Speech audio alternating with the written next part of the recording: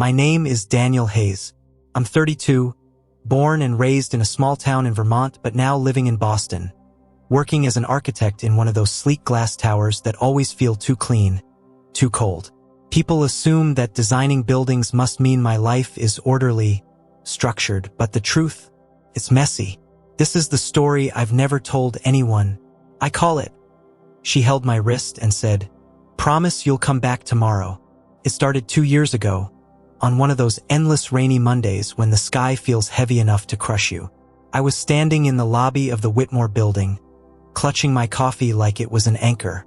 That's when she walked in. Her name was Clara Bennett. She wasn't the type of woman who turns every head the second she enters a room. Not in an obvious way, at least. She didn't wear bright colors or flashy jewelry. But there was something about her, a quiet gravity. Her hair was dark chestnut, damp from the rain, strands clinging to her cheek.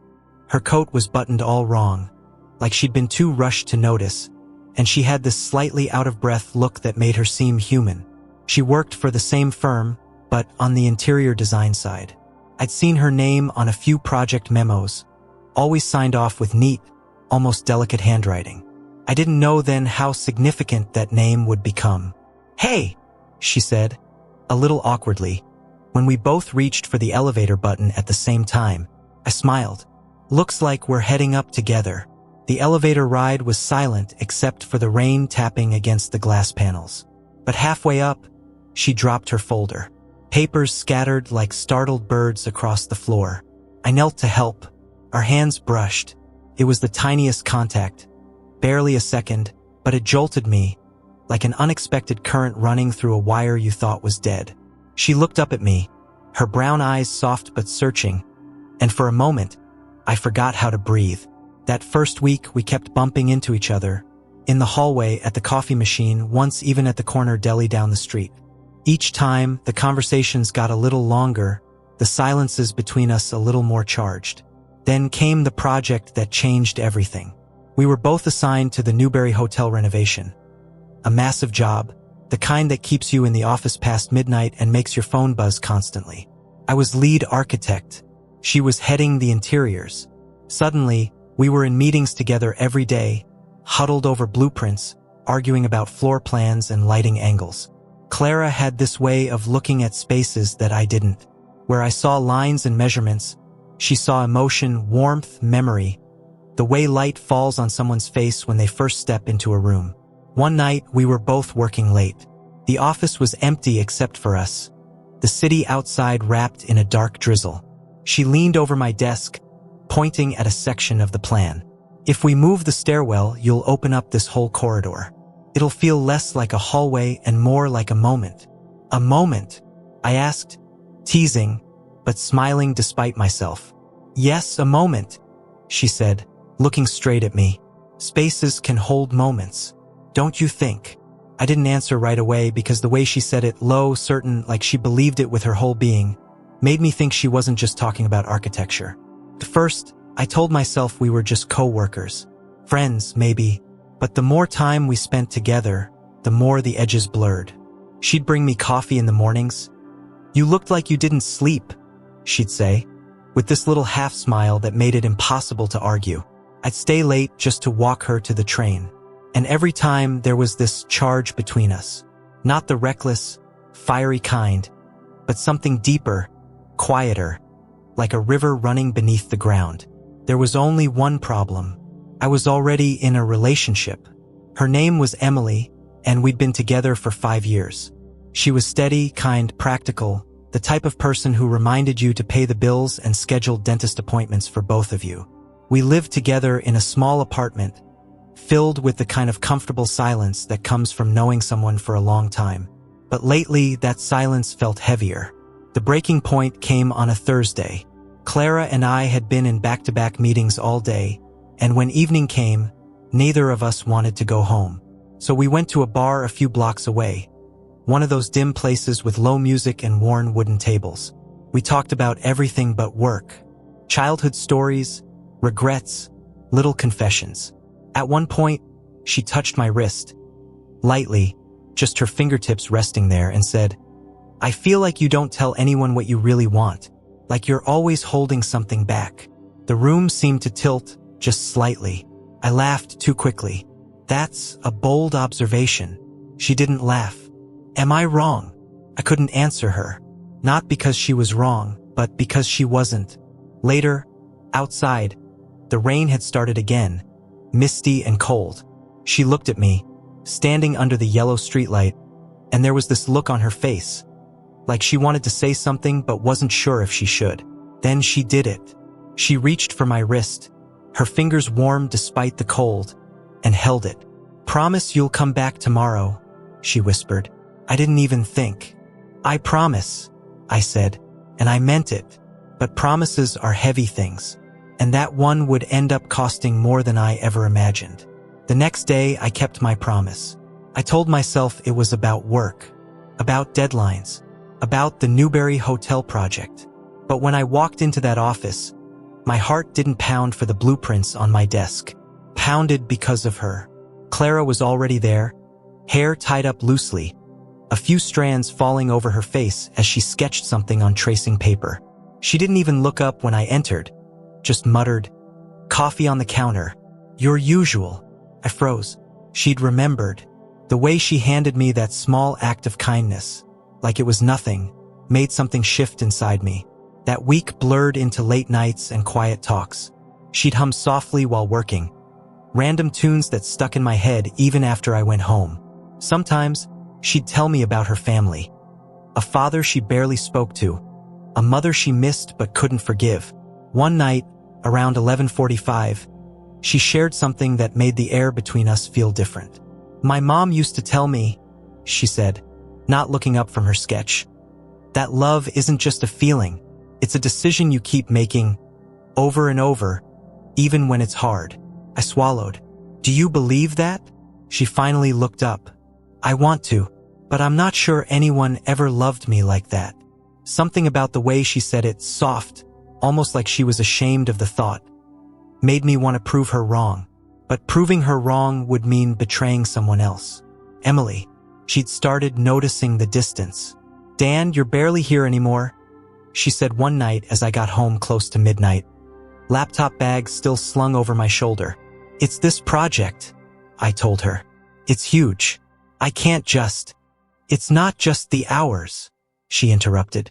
Her voice was steady, but her hands were trembling slightly as she set down the wine glass she'd been holding.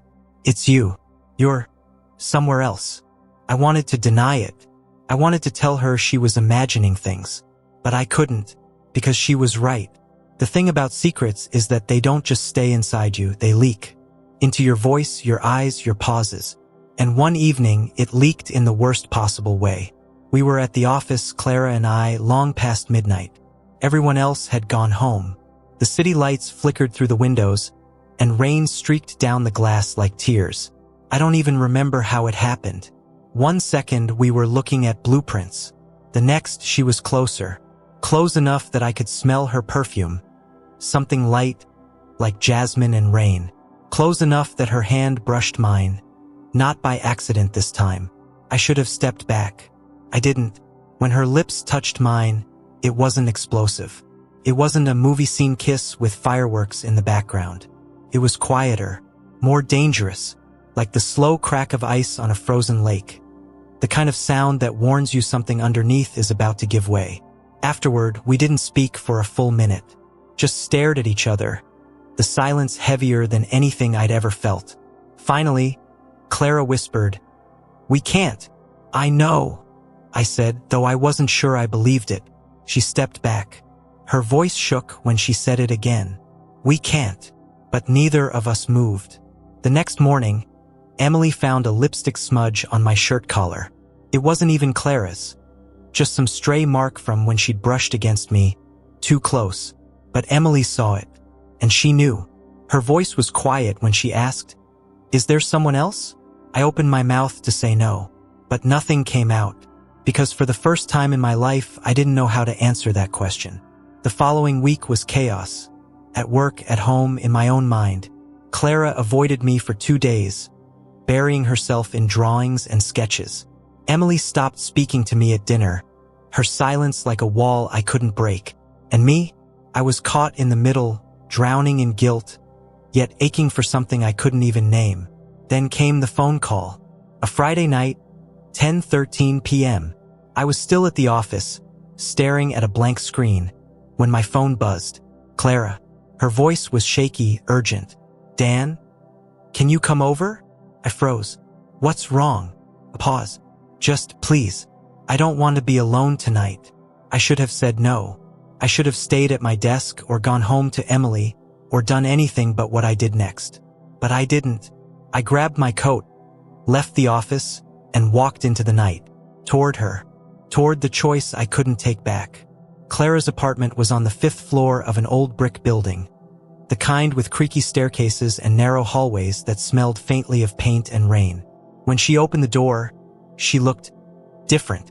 Not the confident designer I saw at work, not the woman who challenged my blueprints and laughed when I rolled my eyes. She looked small. Her hair was damp, like she just showered, and she was wearing an oversized sweater that fell off one shoulder. Her eyes were red, though whether from tears or exhaustion, I couldn't tell. "Hey!" she whispered, stepping aside. "Hey!" I said, my voice too soft, too careful. Inside, the place felt strangely bare, like she'd only half moved in. A few sketches pinned to the wall, a plant on the windowsill, and that was it. She handed me a glass of wine, and we sat on her couch. At first, we just talked about the project, about the rain, about nothing at all. But then she set her glass down and said, "I can't keep pretending this isn't happening." I stared at her. "What isn't happening?" Her laugh was short, sharp. "You and me." I should have left right then. I should have stood up, walked out that door, and ended it before it turned into something I couldn't control. But I didn't. Instead, I said the one thing I shouldn't have. "I don't want to pretend either." The next moments blurred, words melting into touches, touches into kisses, kisses into something far more dangerous. When it was over, we lay there in the quiet, her head on my chest, my hand tangled in her hair. And that's when she said it again. That line that would stay with me forever. She held my wrist, her fingers tightening slightly, and whispered, "Promise you'll come back tomorrow." And I, weak, foolish, selfish, whispered back, "I promise." But promises don't come without consequences. The next morning, I went home to Emily. She was sitting at the kitchen table, staring at her coffee like she'd been there for hours. She didn't ask where I'd been. She didn't have to. The silence between us was louder than any accusation. I thought I could manage it, balance this secret life like some careful equation. Days at work with Clara, nights at home with Emily. But guilt doesn't stay quiet. It gnaws. And it did until everything began to unravel. One night, about 2 weeks later, I got home to find Emily packing a suitcase. "Where are you going?" I asked, panic rising in my throat. She didn't look up. "To my sister's." I stepped forward. "Emily, wait." Her hands stopped moving. Then softly, she said, "Dan, do you love her?" The question cut through me, because the truth was, I didn't even know the answer. I didn't stop her when she walked out the door. I didn't chase her, because deep down, I knew I'd already lost her. The next day, I went to see Clara. But when I got to her apartment, the door was unlocked, slightly ajar. Inside, the place was empty. No sketches on the wall. No plant on the windowsill. No Clara. Just a single note on the counter, written in that delicate handwriting I'd seen on memos months ago. "Dan, some promises aren't meant to be kept. I'm sorry. See."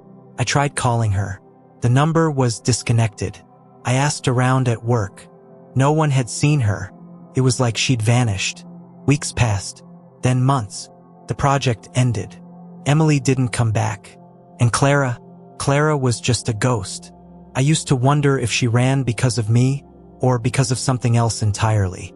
I used to wonder if I should have done more, said more, fought harder. But now, years later, I know the truth. Some stories don't end with answers. I still think about her sometimes. The way she touched my wrist, as if she could tether me to her with just her fingers. The way she whispered that promise. The way I kept it until she didn't. If there's one thing this story has taught me, It's this: love isn't always about holding on. Sometimes it's about knowing when to let go, even if it rips you apart. Because the promises we make can bind us, yes, but the ones we break, those are the ones that shape who we become.